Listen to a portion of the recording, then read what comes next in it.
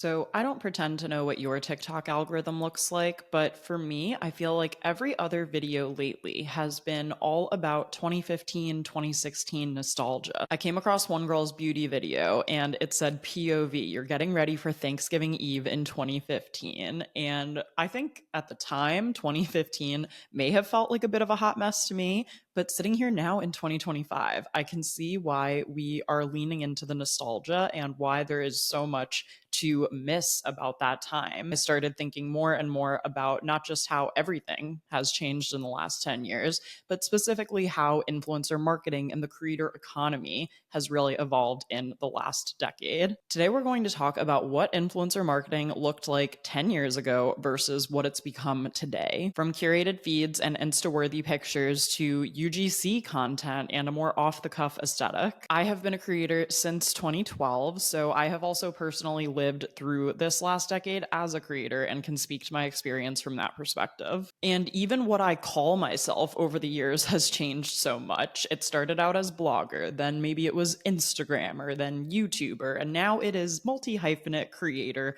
who also does a bunch of other stuff. Even if you weren't creating content back then, understanding how we got here will help you make smart decisions about what to do today and where we might be headed next. I'm ready to do a little compare and contrast and answer the question, is the industry better today than it was 10 years ago? Before we dive into the topic of today's episode, let's do a little create and consume. This is a segment that we do in every episode of the Create and Consume podcast, shockingly. As for what I've been creating this week, 'tis the season for a gift guide, and not just a single gift guide. I think I've created at least 10 at this point, with potentially more on the way. So whoever you're shopping for this time of year, I've got you covered. What can I say? I love a good gift guide. And you know what? I have never not looked at a gift guide and at least gotten some little inspiration or small takeaway from it, even if I didn't find the exact gift that I was looking for. So far, I've created 10 different gift guides, probably more on the way. So I'm going to leave a link to the Holiday Hub on my blog in the show notes. And that's where you can find gift guides and also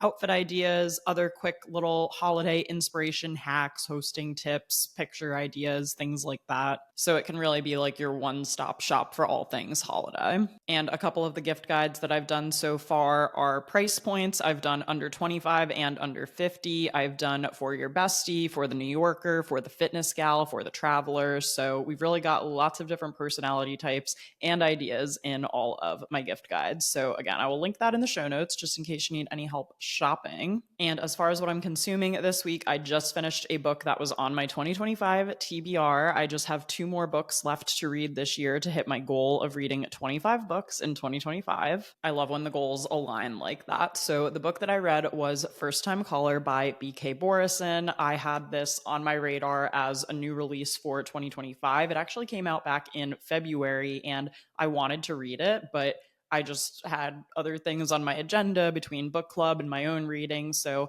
I decided to save it for fall. And I loved that this book was kind of inspired by Sleepless in Seattle. So in the book, our protagonist, Lucy, her daughter Maya calls into Baltimore's Romance Hotline, which is a radio show hosted by a guy named Aidan Valentine. That's his, radio stage name, but pretty good radio stage name for someone who hosts the Romance Hotline. And he's kind of fallen out of love with love, and her daughter is trying to help her get back out there and start dating. So it becomes kind of an interesting collaboration between the two of them. Their conversation on the radio ends up later going viral on social media. And it's basically about Lucy's journey to find love and also Aiden's journey to figure out why he has fallen out of love. This was a quick, fun, happy read. I gave it 3 stars on Goodreads, which for me is like, I really liked this one. I would recommend it. I had a good time here. Usually for like 4 or 5-star reads, there just has to be like a little something extra there. I think for me, one of the things that was not my favorite in this book was one of the like secondary characters' dialogue. Every single line that came out of their mouth just felt very like off for some reason. So not my favorite, but overall like a super, super cute story. I inhaled this book. I read it very quickly. And I would definitely try more from this author. And if you want to let me know what you are creating and consuming as well, you can do so by leaving a comment if you're watching on YouTube, leave a comment on Spotify, and all the other ways to get in touch are always in the show notes. Now that we've covered that, let's get in a little time machine and go back 10 years in time to 2015. And at this point, I had had my blog for 3 years. I was a junior in college living in New York City. And I kind of felt like we had just scratched the surface in some ways about what was going to be ahead for people who had blogs, people who had Instagram accounts, people who had YouTube channels. And that was also the year that I did my first ever digital internship. If you guys didn't listen, a few episodes back, I did my New York City intern diaries where I talked through all 6 of the internships that I did in college in both fashion and publishing. So I will leave a link to that in the show notes. I went like pretty in depth in that episode about what each of my internships entailed. And in 2015 was when I interned for Cosmo for the digital side of the publication. So that was really like fashion and beauty, writing articles, assisting on shoots, all for an online media brand, which up until that point, I had really only interned for print magazines. And in many ways, 2015 marked this shift, this beginning of a shift away from more traditional media and more towards content creators, influencers, and even more like digital first publications or independent publishers. And in 2015, I felt like blogging was a really tight knit community. It was a really great way to start to build an online portfolio, get yourself writing samples. That's one of the reasons that I started a blog, was so I would have writing samples when I went to apply to work at magazines or apply for magazine internships. A lot of the creators that you would see on Instagram back in 2015, most of them had either blogs or YouTube channels, I would say, as their main platform. And then Instagram was kind of a secondary platform or a way to promote their primary platform. Long form content mattered. People were still reading a lot more. They still had as much of an attention span as you could have with a smartphone. Also, for blogs, Pinterest was a traffic powerhouse. I think this is one of the reasons I didn't really learn much about SEO until later on in my blogging journey, is because for a long time, Pinterest was my primary source of how I would actually get traffic to my blog. And as I kind of alluded to already, in addition to blogs that were run by a single person, these digital first publications were really starting to rise up in popularity. And I'm talking about publications like Man Repeller, Covetor, Refinery 29, Birdie, Into the Gloss, all of those that were kind of in that era, and some of which focused more on fashion, like Man Repeller or Covetor, and others like Birdie and Into the Gloss focused more on beauty. And, you know, even in my first year working at Nylon in 2016, I remember that I would be allowed to like take over the Instagram stories if I was going to an interesting event. So one year I got invited to the preview of the exhibition for that year's Met Gala. So I got to go in the morning and walk around the exhibition before it even opened to the public and before it was seen by all of the gala attendees that evening. And I remember I got to take over the Instagram stories for that. And I thought that would have been a great way to also, put a face to a name as far as me being an editor. Maybe people who read my byline in the print magazine would then recognize me on Instagram and want to follow me. And I also specifically remember getting like scolded by the digital team for tagging my own handle. But I saw publications like Refinery 29, where Alyssa in the City, Alyssa Coscarelli, who was a fashion editor there, and for a long time, I would argue, like one of the faces of their brand, they would tag her and stuff all the time, and she would get a lot of followers from that. And I always thought that that was a good thing, to have editors who felt like people, to understand that you were reading articles written by real humans. And I think actually that matters a lot more now in 2025. And I remember like literally getting scolded for including my username on the Nylon account, even though I did get like a couple hundred followers from doing it that day. And speaking of Instagram, too, this was still the very curated era of Instagram. And for what it's worth, I like to say that I still have a very curated Instagram today. One of the things that I always pitch myself on when it comes to working with brands is the fact that I do have editorial experience, that I do have an editor eye, that I like to kind of plan things out and make sure everything looks cool and like have my own aesthetic and vibe that goes along with my content. So in many ways, yes, it was curated, but in a kind of different way. Obviously, at the time, we were just starting to get a very light introduction to video on the platform. IGTV was like in its nascent days, I believe, at the time. And really, at the end of the day, it was still photo, one slide posts that were the bread and butter of Instagram. And I also feel like this was the time where bloggers like Teza and Song of Style were really coming up on Instagram because they would always have these beautifully curated and thought through images that other smaller creators like myself might even go out of their way to try to like recreate or figure out how to do something similar. This was the era where like I could post a flat lay picture from a coffee shop of my latte art and my sunglasses just on like a marble table and get 600 likes. Think of the flat lays, think of the visco filters, even the built-in Instagram filters. I feel like I was using those for at least the first few years that I was on the platform.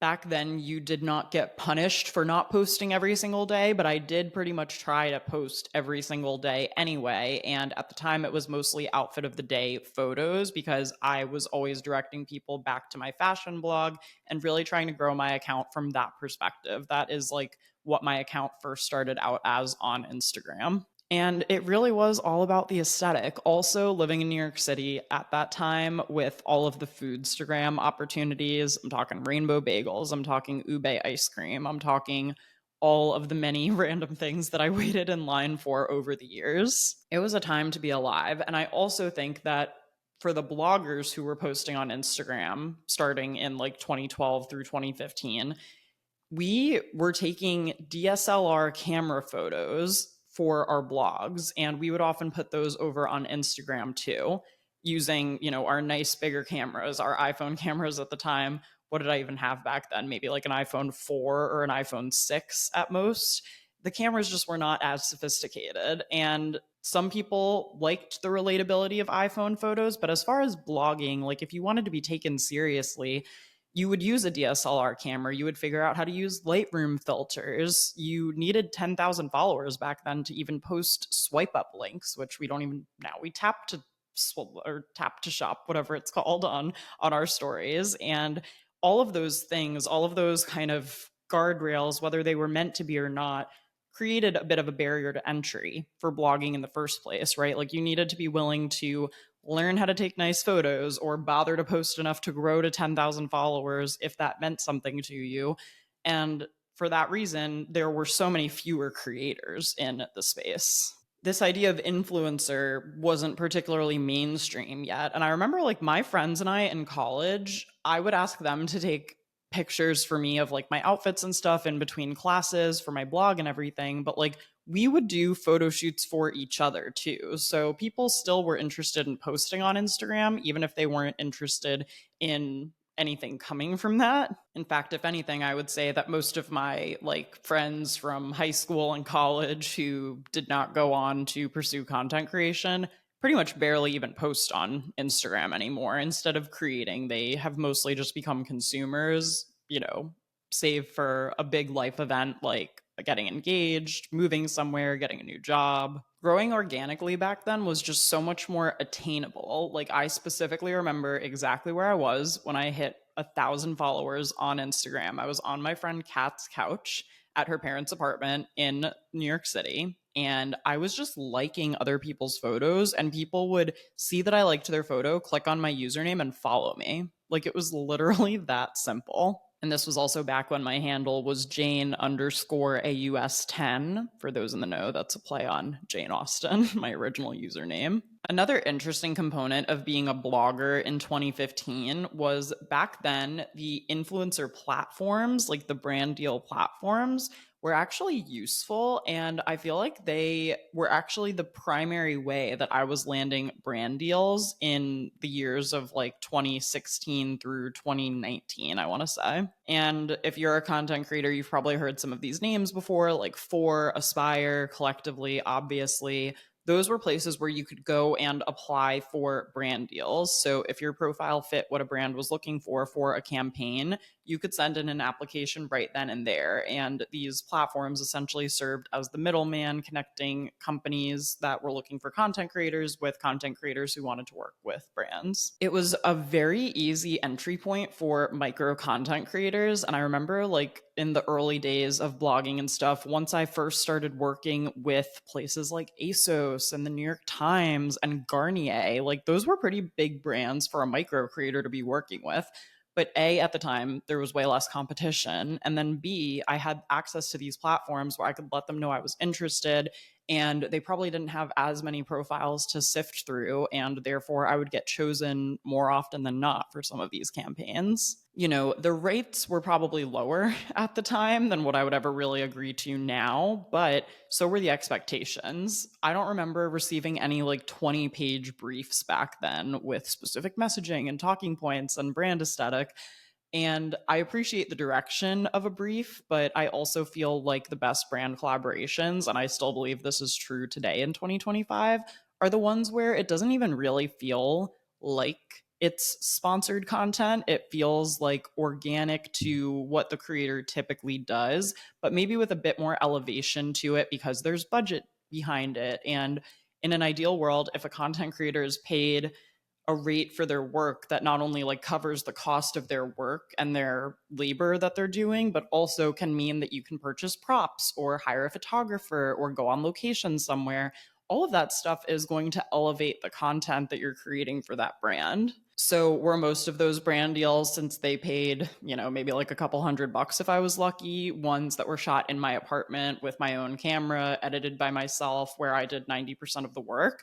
Yeah, they were. But also, it was just like a fun, creative challenge. And to get paid anything back then, especially like before I had full time jobs, at this time, like I said, I would have been a junior in college going into senior year of college. I mostly saw them as fun, collaborative projects and ways to build my portfolio, which I think is how probably a lot of creators who are just starting out approach brand deals as well. And also back then, the platforms did not have such stringent non-negotiable terms. I remember that I used to be able to ask more questions or negotiate more, or sometimes there wasn't even that much to negotiate.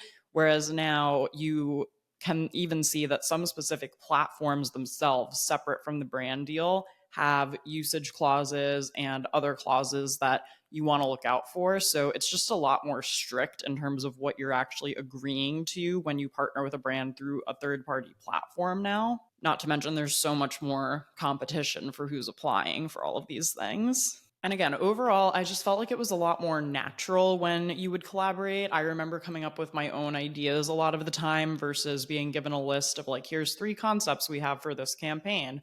Would you choose option A, a day in the life campaign? Would you like to choose option B, my favorites for the month? Or would you like to choose option C? Like, it just feels a little bit more clinical or like staged now, which again is fine. Like, I understand that advertising has pivoted in this direction and creators are essentially like their own micro ad agencies. But back in the day, I feel like you would have a fun idea and you would just run with it. Like, I did a campaign for a razor called Joy, which I believe was owned by Gillette. And the campaign images that I made for that were so much fun. Like, I literally filled my whole bathtub with balloons. I'm going to see if I can find a picture and insert this on YouTube of this campaign because I just specifically remember from that brief, the brief said, like, we are not a spa like razor. Like, we understand that you just want to like shave and get on with your day. Okay. You're not going to have like an angelic, magical experience in the bathroom while you're shaving your legs because who actually does that? And I saw that brief and I was like, all right. And I just like bought a bunch of like, no one told me to do that. That was definitely not in the brief. It was just something that I came up with and I submitted the content.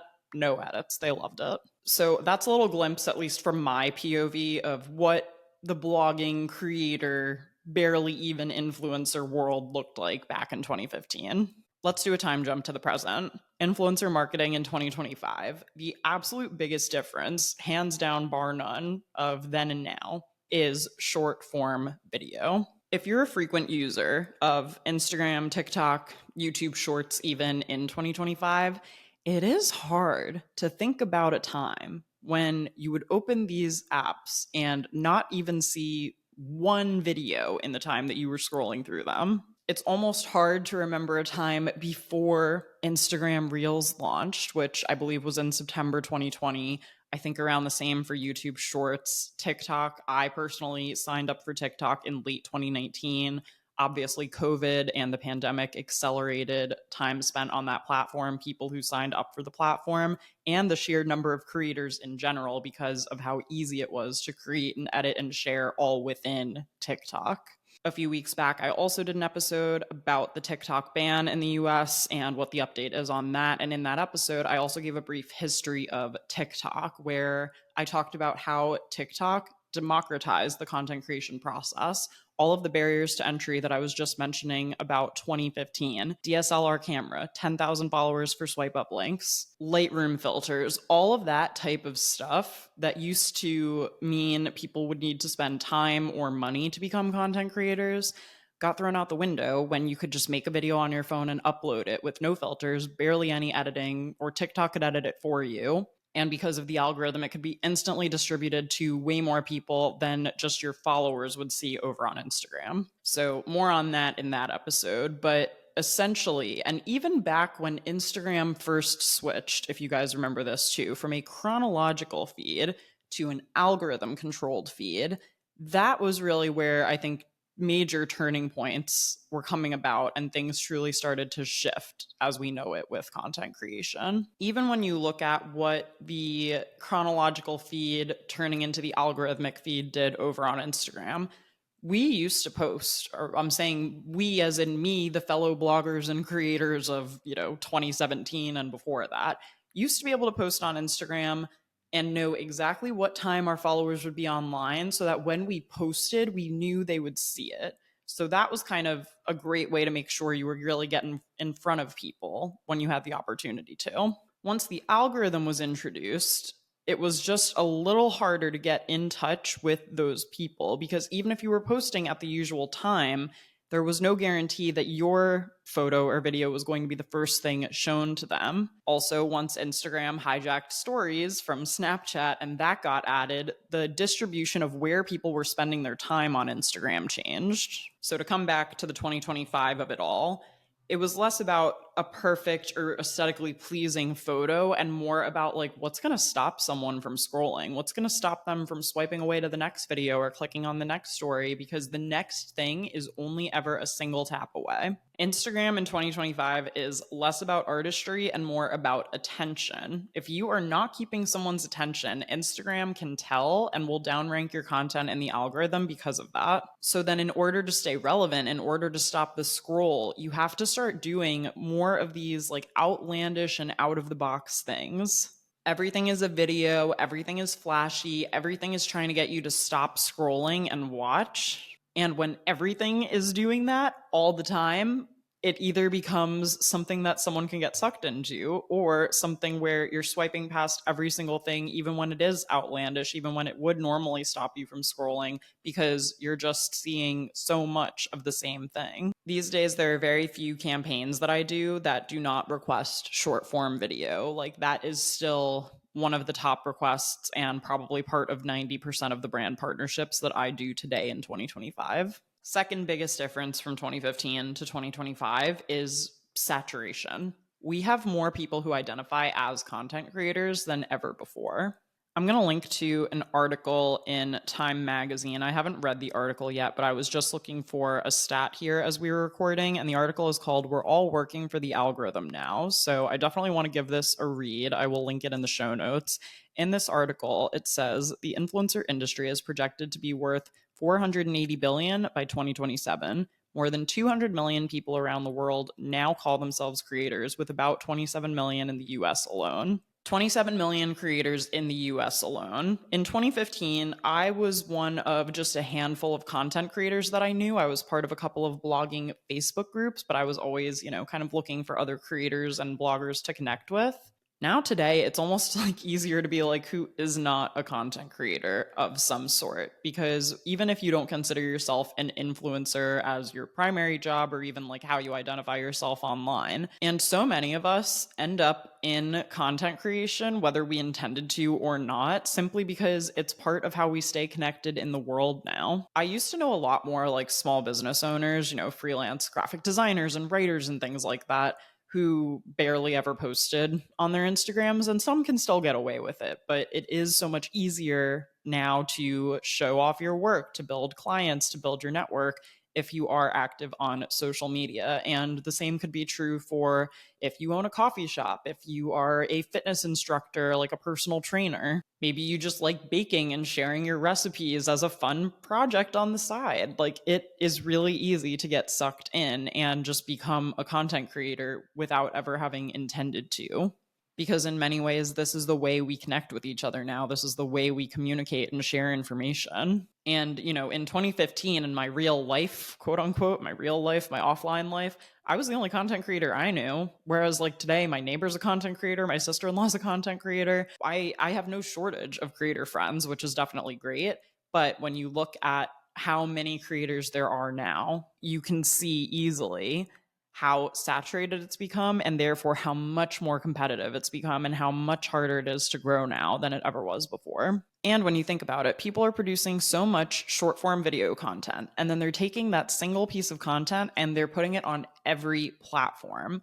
And now we have almost no differentiation between any of our platforms anymore either. They all start to look the same. You could open Instagram and see a video that you just watched on TikTok from the same creator. And when I think back to even 2018 or 19, call it, we used to be able to differentiate all of the platforms. Instagram had still photos as its bread and butter. YouTube had long form video. TikTok at the time had short form video. But even Twitter back then was short text posts. Now, all of these platforms all feel so similar because they all have these short form video feeds, whether it's the Reels tab, the For You page, the Shorts algorithm, whatever you want to call it. It used to be really, really hard to build an audience online and to get discovered as a new creator. So when TikTok changed that, we even got blurrier lines when you think about influencers, UGC creators, and even just everyday users who go viral without meaning to. That's what has exploded this new whole generation of content creators, and they're not going anywhere anytime soon. Even if some of them like blew up during COVID and quit their jobs to be content creators and have gone back to 9 to 5 jobs or have found some other kind of job to sustain themselves after the kind of boom of the full-time content creator wore off in a sense, most people are still posting. No one really ever like fully quits, with a few exceptions. And because we've learned more about algorithms over the years, because we've learned more about creator behavior and follower behavior, we also have gotten to a point where follower count does not matter as much. And I say as much with little asterisks on either side of it, because I do think that it matters somewhat. I think that if I had 4 followers, I probably wouldn't be, a full time content creator. But I also can acknowledge that there are certain tiers of things. So brands might be looking to work with creators with 20,000 followers or more on Instagram, and that means that I just missed the mark because I have 16,000. But brands are getting smarter, and they're not just hiring users with big follower counts. They're hiring users with people who follow them and also people who engage with them. So they are looking for healthy engagement metrics across platforms. Once we learned how to spot fake followers a couple of years back, I mean, that also is something that brands avoid at all costs and make sure that they are working with content creators, again, where the engagement is there and where they know they're going to get a return on their investment. It has never been a harder time to prove to a brand that they will get a return on their investment. And that is something that brands are, even though they're continuing to pour more and more money into the creator economy and pay more and more content creators, which is great, there's also a much higher expectation for the content to perform, for the brand to get some of that money back, if not all of that money back, and make more sales on top of that. And so brands are really monitoring sales, clicks, conversion percentages more than they ever have. And again, the engagement quality is going to trump the follower quality, because now we're not even really able to create much for our followers anymore. In some ways, it's like every single post is trying to reach a whole new audience and trying to grow an account and trying to get out there. And that kind of sucks, because I think the thing that I loved most about Instagram in 2015 and 2016 was the community aspect of it, and how engaged people were and how many people I could reach all at once and talk to every single day. Whereas now, I mean, the comments are still lovely, the ones that I do get, but I feel like the dip has definitely dipped in a sense, where there are fewer comments, there are even fewer likes. The like counts today, you guys, are embarrassing, okay? I am struggling to get like 100 likes on some stuff, which sounds stupid, right? That sounds like I don't know what I'm doing, but people just don't like things anymore. And I say that as someone who scrolls through and sometimes just doesn't like stuff that I see. And it's because I'm exhausted consuming all this content.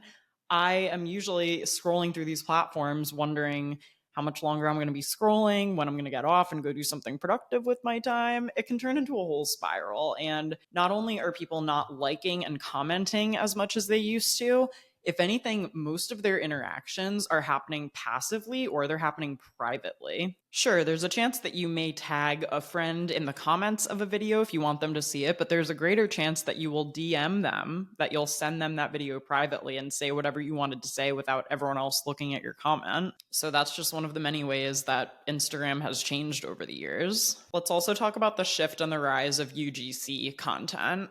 If I see one more person on Threads saying, DM me to learn how to be a UGC creator, and like, I made $5,000 last month being a UGC creator, and it turns out they made like 50 videos. My real issue with the UGC creator rise is twofold. Number one, user generated content. It's a totally misleading name. What user generated content used to be was you, a regular person or a small creator, would make something, a brand would see it, and then they would come to you and ask to use that content on their pages. That is true user generated content. UGC, the way that it's being pitched by a lot of people online these days, is basically like doing brand deals, but for way less money than if you were calling it a brand deal. And I don't understand why it's turned into that. Now, when brands reach out about UGC content, typically what they mean by that, at least in my experience, is they want me to create an ad essentially for them that will be on their channels, that's not going on my pages at all, that's going to go on their channels, and that then they're going to put money behind and boost in the algorithm. As far as I'm concerned there, the only things that really change are my audience is being taken out of it, right? So I'm not charging based on my follower count. And typically these brands have a much higher follower count than I do. So if anything, that's the audience that we're reaching. That's a much bigger audience anyway. And then the other thing is, if you're not going to give me any creative freedom or flexibility and you want me to say what is in a script, but use my image and likeness to do it, that is where I don't really see the difference between why I would charge so much less to do that for a brand, if that makes sense. I've done UGC deals for brands where I've created the content just for them, and I'll tell you something, I'm not doing them for $200. That is way too low. I'm sorry, it's way too low, especially in 2025. So that is just my message of warning for all of these UGC gurus and things out there who are like, oh my God, I just make a couple of videos. It's so easy. If you look into how they're using the videos, if you look into paid usage and all of the things that they should really be compensating you for, especially if your image and likeness is in it, I feel like you deserve to be compensated basically the same that you would if it was going on your page. I just don't like seeing content creators, especially newer ones, taken advantage of. So that's my monologue on that. At the end of the day, the brand wants a plug and play asset that they can boost, that they can whitelist and use to make more money. So just think about that the next time a UGC email shows up in your inbox. In some ways, also, paid usage and whitelisting are also becoming more and more important to brands. And I think that the right way to do UGC content is to do the original UGC content, which is I organically create a video about a product or service that I love. It catches the brand's attention and they want to put money behind it. In fact, that just happened to me last week. And guess what? It was from a video that I made over 2 years ago, if you can believe it. and the brand reached out to me about licensing, so we're in negotiations for that right now. So you can create brand specific content in that way and see if it gets discovered by the brand, or you can also create brand specific content and just reach out to the brands and say, would you like to whitelist this? Would you like to boost this? Or you can create that organic content and then send it to the brand and say, if you're interested in licensing, let me know. I feel like that is a less stressful way to do deals with brands because it requires a lot less back and forth and approvals of content. And it's more like, hey, I made this. If you like it, we should talk. If you don't, no worries. I made a great piece of content that I'm happy with anyway. Now, let's talk a little positive because I feel like I've been a bit of a Debbie Downer for the last few minutes. But now that content creation is so much more widespread, there are also more opportunities and more ways to monetize. And for anyone who's interested in doing this as a job, that is really important. And the fact that we do have a lot more resources or ways to make money or ideas for how to sell things or create things that people pay to see, there's just so much more there now because a lot more people are creating softwares for content creators. They're creating tools that we can use. They're creating even systems for us like banking and keeping track of our to-do lists and setting goals for ourselves and all of those things. I definitely think there are more paths and more ways to monetize today than we ever had previously. Whenever I recorded my very first income for the blog, which was maybe in 2015, I was making money through brand deals and affiliates. And affiliates was probably like $10 a year. Okay. I was signed up for LTK, but I had no idea what I was doing. Now creators can have multiple income streams. So they also don't have to worry about the all eggs, one basket mentality where it's like, oh no, I've only been making money working with brands. I have nothing else going for me. So if the brand deals stop, all my income is gone. That's not a way to build a sustainable business as a content creator in 2025. It's just unfortunately not going to fly because that's something that you're not really in control of, is whether or not brands want to work with you or have the budget this month or interested in the type of content you create. And there's so much more education about the business side of content creation. I have a whole YouTube playlist called Creator Tips. I haven't really been making those sit down creator tips videos on YouTube in a hot minute, but I think there's 150 videos on there. If you have a question about something, I guarantee I've answered it on there in the past. So I will leave a link to that playlist in the show notes.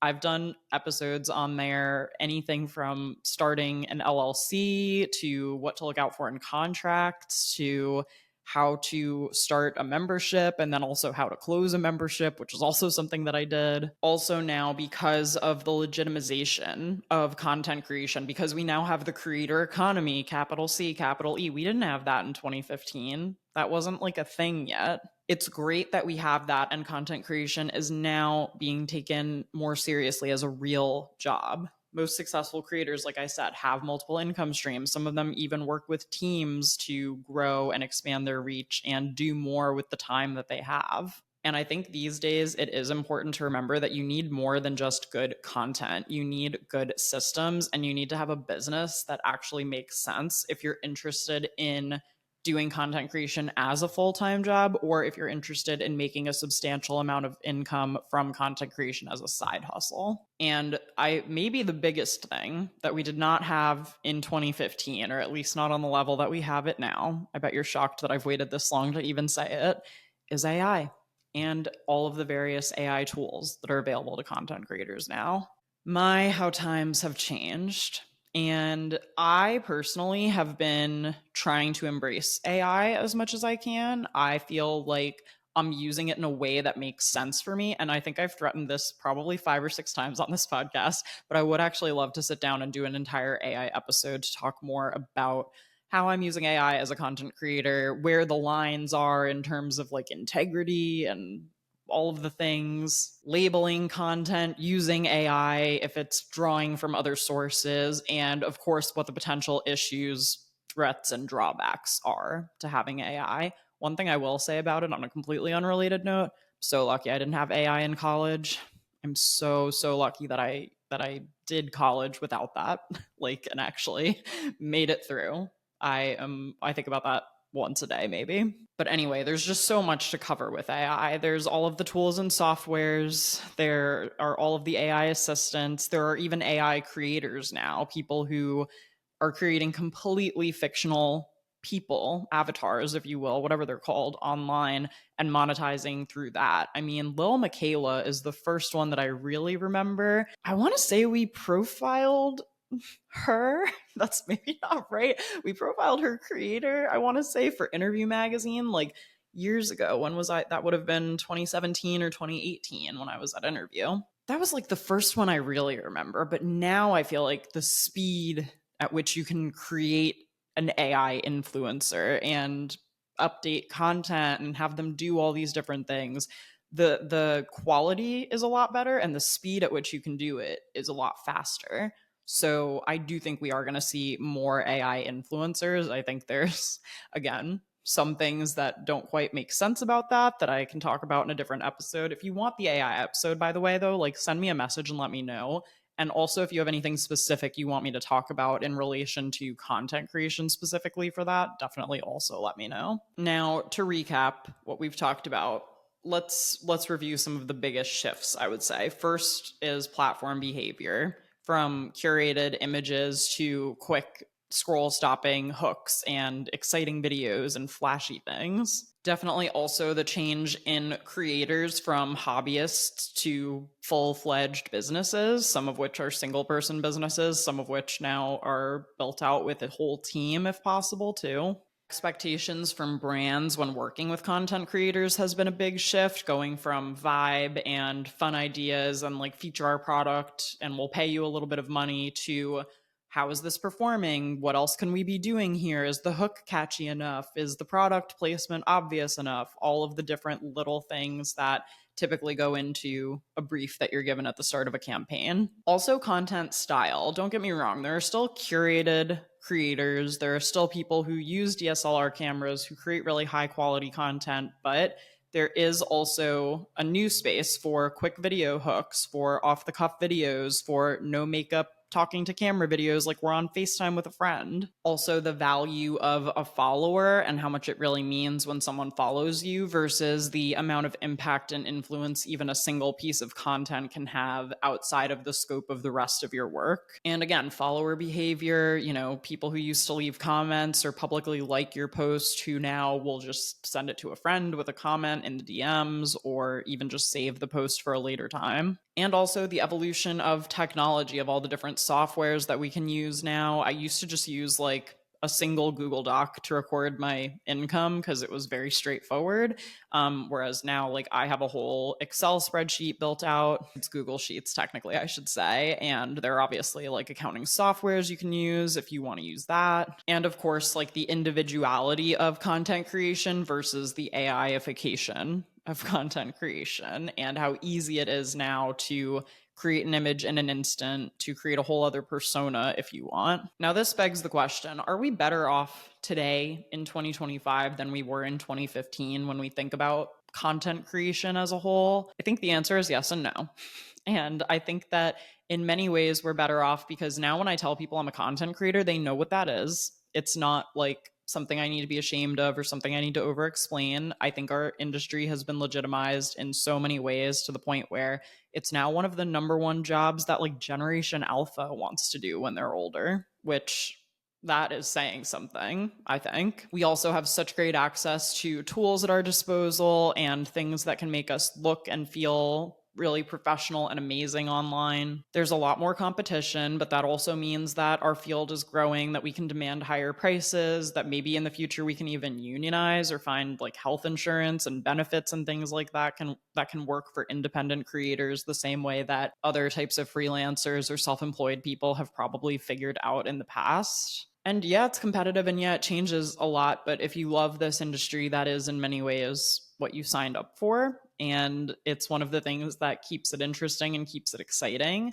And if you ultimately decide that it's no longer interesting or exciting, then you can always pivot into some other creative field. There are so many transferable skills that content creators learn, from video editing to marketing to copywriting to just general community building. There's really a lot of there. So in many ways, I do think that we're better off, but I am nostalgic for the days where I would post my latte art and get 600 likes, you know? So I will leave you with some tips for creators who are navigating the industry now and also leading into 2026. First, think about what brands want if working with brands is important to you. So learning how to produce exceptional short form video is going to go far with brands. As far as I can tell, it's not going anywhere for the next few years at least. Track your performance metrics consistently. I genuinely feel like when you have the data in front of you, it also makes it a lot easier to pitch yourself to brands, to articulate your worth, and to feel confident when you're negotiating because you have the facts to back it up.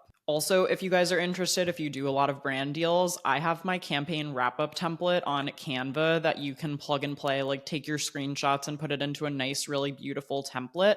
Every time I send this to a brand, they say no other creators do this, and it's one of the most helpful things that they get at the end of a campaign.